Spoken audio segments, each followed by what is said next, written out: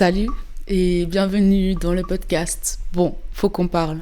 Aujourd'hui, je vais prendre le temps de me présenter. Je comptais faire un petit script, mais en fait, je pense que c'est mieux que je parle comme ça vient. La première chose que je vais faire, c'est allumer mon encens. Je vous fais un peu d'ASMR. J'ai trouvé cette petite boîte chez Emmaüs. Elle est trop chou. Parfait.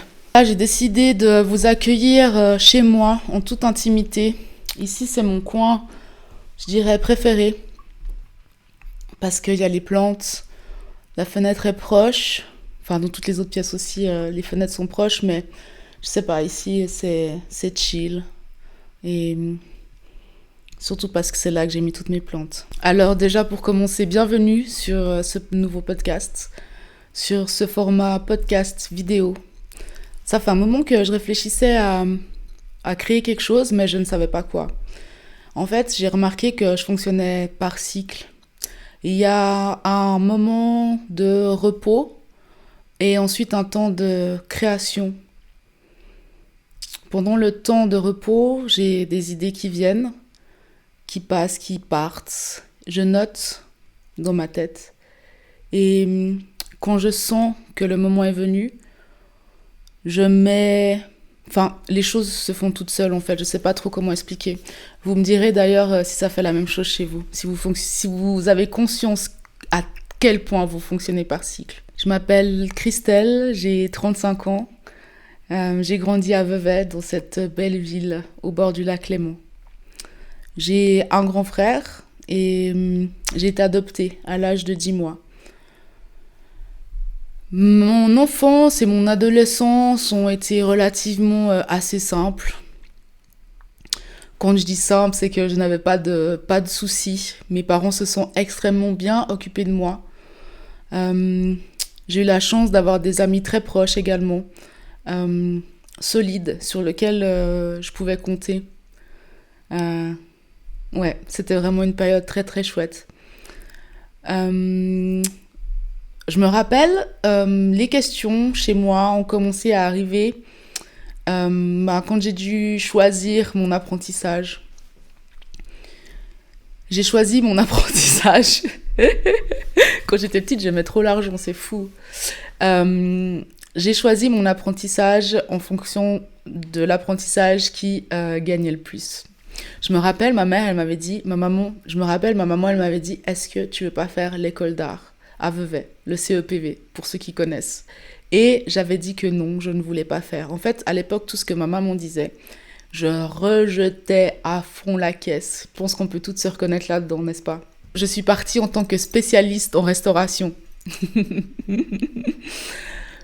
J'ai compris très vite pourquoi c'était l'apprentissage le mieux payé, parce que c'était un des apprentissages les plus ingrats et les plus difficiles au niveau des horaires.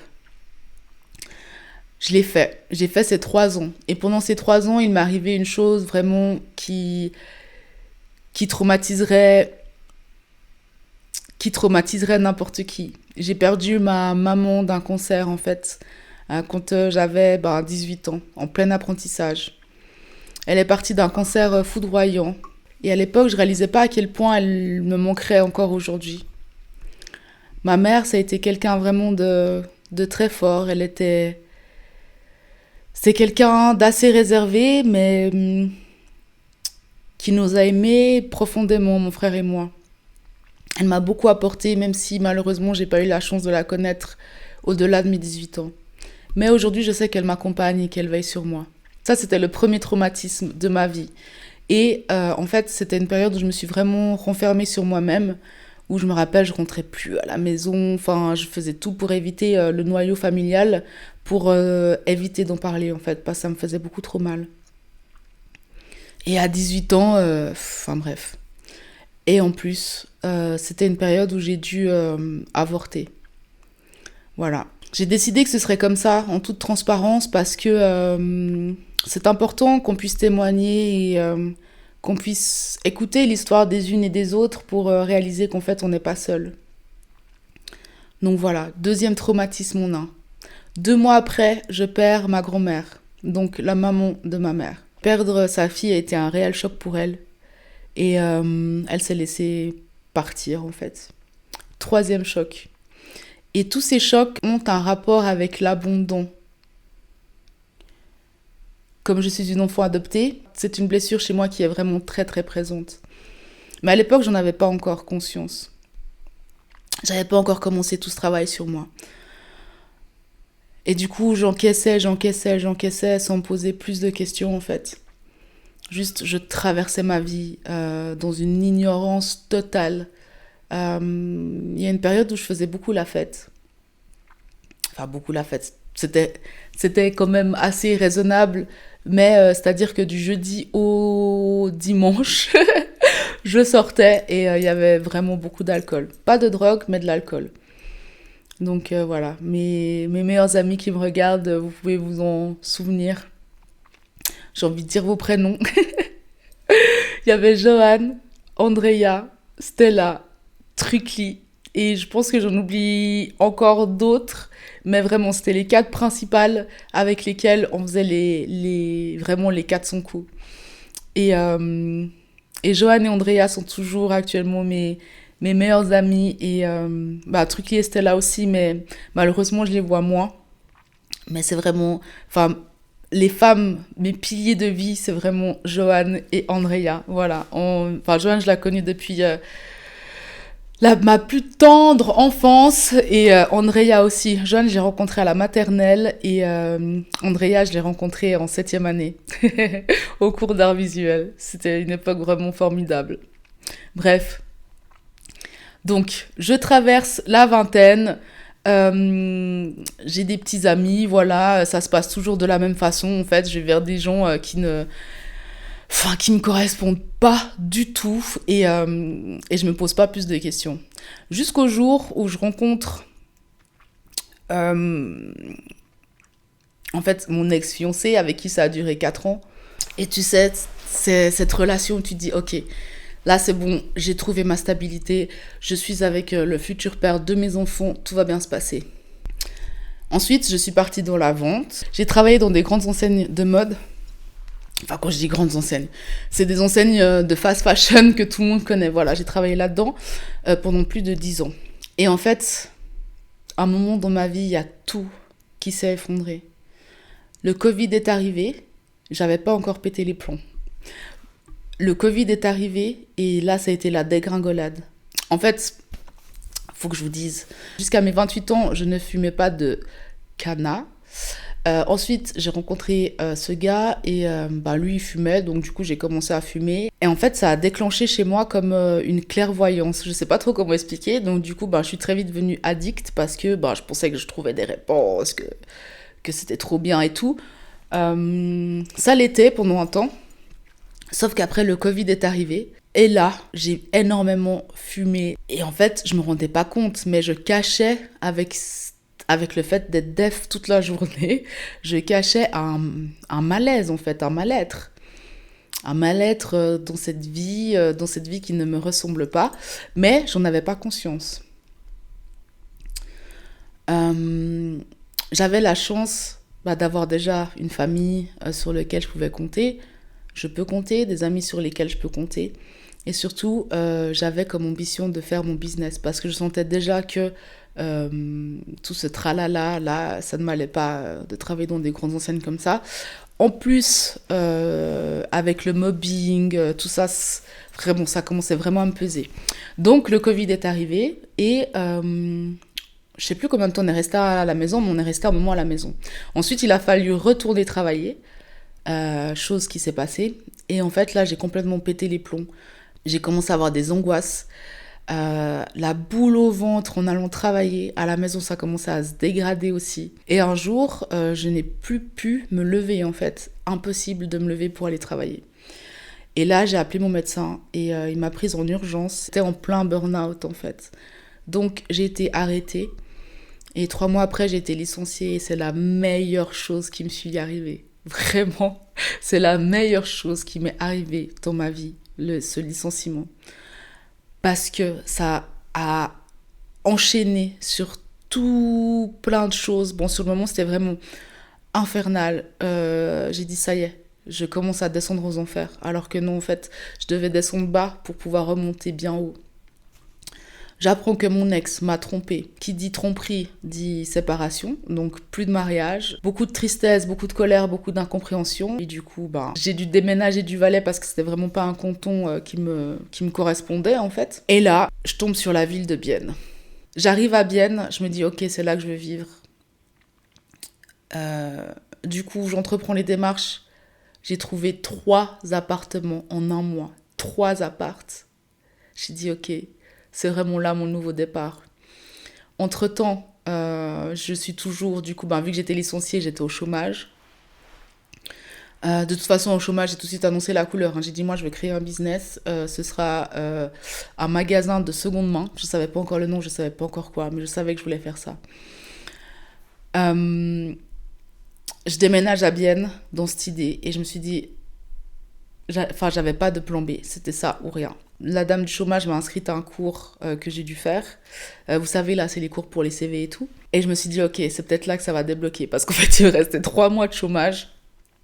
Et là, j'ai dit, ok, là, ça va me débloquer, sinon, on verra.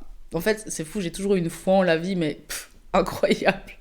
Mais moi, je me demande, mais meuf, des fois, t'es passée à ça, mais t'avais toujours la confiance. Les 2 premières semaines, rien de spécial.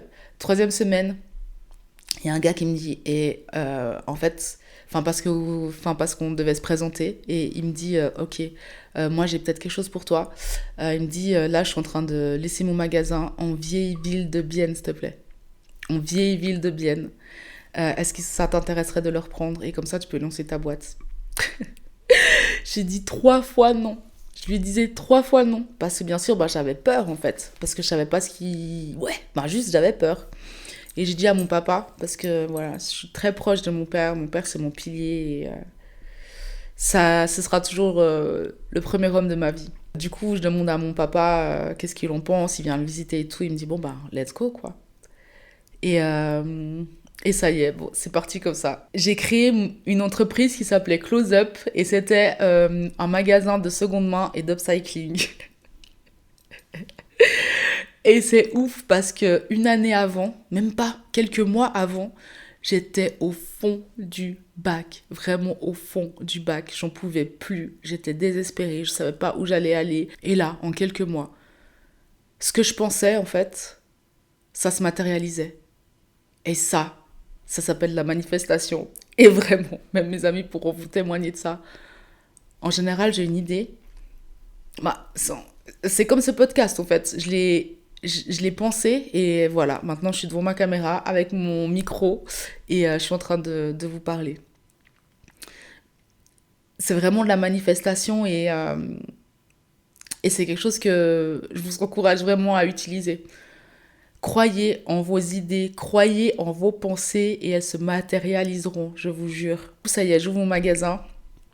Il s'appelait Close Up. C'était une expérience vraiment incroyable. Ça m'a permis de rencontrer plein de gens intéressants.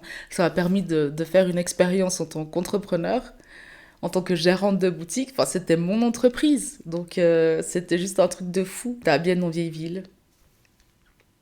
C'était juste incroyable. Vraiment, c'était une expérience totalement folle en fait. 2 ans après, je décide de la fermer parce que je me sens plus alignée. Parce que depuis le burn-out que j'avais fait, j'ai beaucoup travaillé sur moi et j'ai vraiment appris à m'écouter. Et juste à écouter ce que mon corps me dit. Et quand je suis plus alignée, de toute façon, j'arrive plus à faire les choses.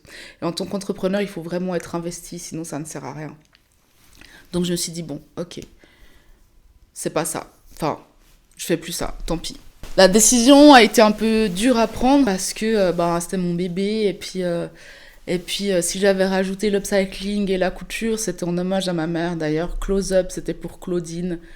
Voilà, c'était toute une démarche avec ma mère aussi. J'avais besoin de comprendre des choses. Le fait de l'avoir fermée, ça a cassé aussi ce cercle de loyauté que j'avais envers elle parce que je m'en suis beaucoup voulu de ne pas avoir été... proche d'elle comme je l'aurais voulu avant qu'elle parte et toutes ces années avant. Là, je baisse les yeux parce que c'est encore vraiment quelque chose qui me touche et je pense que ça me touchera toute ma vie. Enfin, les regrets, c'est horrible. Enfin, celles qui ont encore vos mamans, vraiment, je vous en supplie, profitez bien d'elles parce que après, c'est trop. Ne vivez jamais avec des regrets, je vous en supplie. Du coup, je ferme Close Up et en fait, je savais pas ce que j'allais faire. Entre-temps, j'ai déménagé. Je suis partie à la Neuville et je savais que c'était mon cocon pour vraiment me reconstruire et pouvoir me trouver, mais réellement ce que je voulais faire moi. Donc j'ai passé l'été comme ça, j'ai fait une formation. Je savais aussi que ce que je voulais c'était transmettre. Tous mes apprentissages, je voulais le transmettre à d'autres femmes. Tout ce côté spirituel aussi, reconnexion à soi, je voulais le transmettre à d'autres femmes. Donc je me suis dit, ok, il faut que je me forme pour faire ça. Donc j'ai fait une formation comme praticienne en guérison du féminin divin.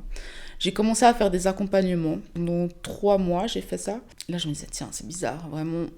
En fait, c'est pas ça. Et en fait, je me suis rendu compte que ce qu'il me fallait, c'était un temps de repos, de réflexion, pour trouver en fait ce que je voulais vraiment faire. Et là, j'ai eu l'opportunité de trouver une place de travail, un travail à 60%, et j'ai eu la chance de tomber sur des responsables géniaux, quoi. J'ai 3 responsables. Ma chef a vraiment est d'une bienveillance, d'un amour inconditionnel, d'une compréhension. Ça me fait pleurer parce que c'était exactement ce dont j'avais besoin en fait à ce moment-là précis. Et encore une fois, l'univers me donnait en fait ce dont j'avais besoin. Waouh, je pensais pas que j'allais que j'allais pleurer, mais vraiment, je suis tellement reconnaissante pour les gens que j'ai rencontrés, pour tout ce qu'ils me donnent en fait. C'est vraiment incroyable. Et tout cet amour que j'ai autour de moi, je suis tellement reconnaissante. Et vraiment, j'avais besoin de ce sas de sécurité pour pouvoir me retrouver moi-même en fait.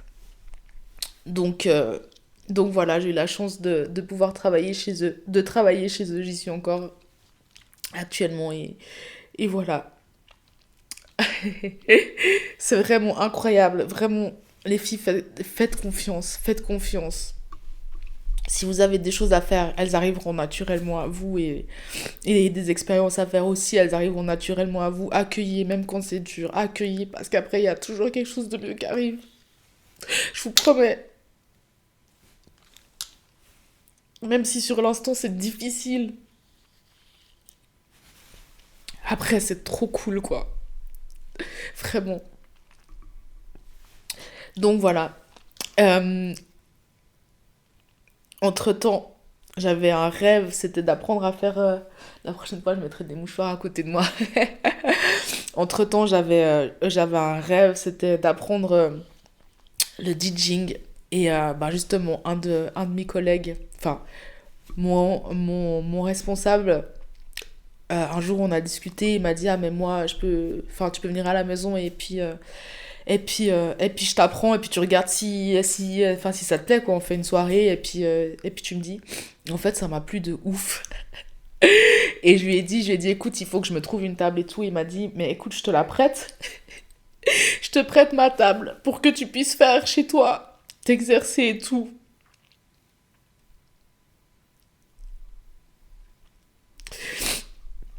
Merci. Merci parce qu'en fait, encore une fois, ce que je souhaitais, ce que j'ai pensé, ça s'est manifesté, ça s'est matérialisé dans ma vie. Et c'est juste incroyable en fait. Donc voilà, j'ai commencé à mixer, à m'entraîner à mixer en janvier. Et j'ai fait des lives sur Instagram. Et là, c'est fou, putain, il y a tout Quand j'en parle, je réalise à quel point tout est aligné, c'est fou. Et là, il y a un menuisier qui doit venir refaire les fenêtres chez moi. Il vient et lui aussi, bah, c'est le frère à un groupe suisse très connu. Et du coup, bah, il mixe aussi. Et il m'a dit, écoute, tu peux venir aussi à la maison et puis go quoi. Et en fait, après un live, il m'a proposé une date pour aller mixer à un endroit pour faire un after work. Ça faisait un mois que je mixais et il m'a proposé une date. Et là, on est en mars. Là, aujourd'hui, on est le 8 mars, mais je vais mixer avec lui le 12 mars à la Neuville, au repère. Voilà, je lâche le nom. Je pense que j'ai publié ce podcast avant d'aller, avant le 12, comme ça, si jamais vous êtes intéressé à venir, ben, vous êtes les bienvenus. Et du coup, ben, ce sera ma première expérience en tant que DJ, en fait. C'est juste fou, c'est juste fou. Donc, euh, donc voilà. Et là, la dernière étape, c'est mon podcast. C'est mon podcast Bon, faut qu'on parle.